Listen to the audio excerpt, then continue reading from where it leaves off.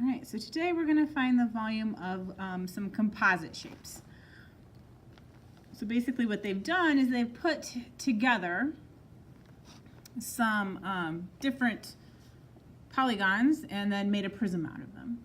So what I have a tendency to do is my base is going to have to be this weird looking shape here. So I'm going to cut this up to find the area of the base, because my formula for volume, remember, is just area of the base times the height.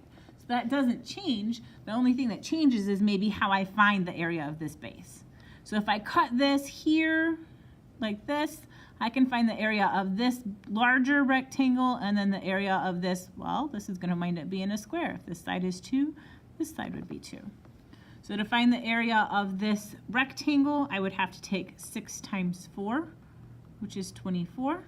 And then to find the area of this square, I take 2 times 2, which is 4. So then all together, my area would have to be 24 plus 4 is 28. And then I have to take this times the height of the prism. So this prism is lying on its side, so the height of the prism would wind up being 10. So I take 28 times 10, and I get 280 cubic centimeters since we found volume.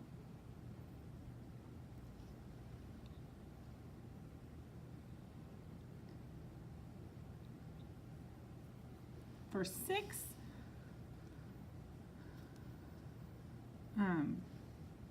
this shape I would probably cut across here like this, so I'd wind up with a rectangle and then this triangle on top. So for this rectangle, to find the area of this, I would have to take 6 times 2, so that would give me 12. And then with this triangle up here, they told me that since this is the same, this would be 2, and then this would be 2. And then since these tick marks are the same, this would be a 2 root 2.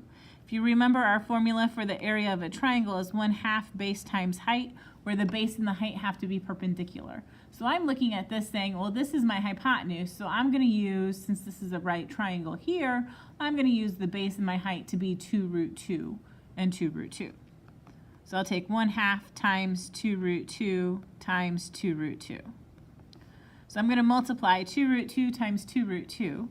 So if you remember, when we multiply mixed numbers like this, we take 2 times 2 gives me 4. And then the square root 2 times the square root of 2 would be the square root of 4.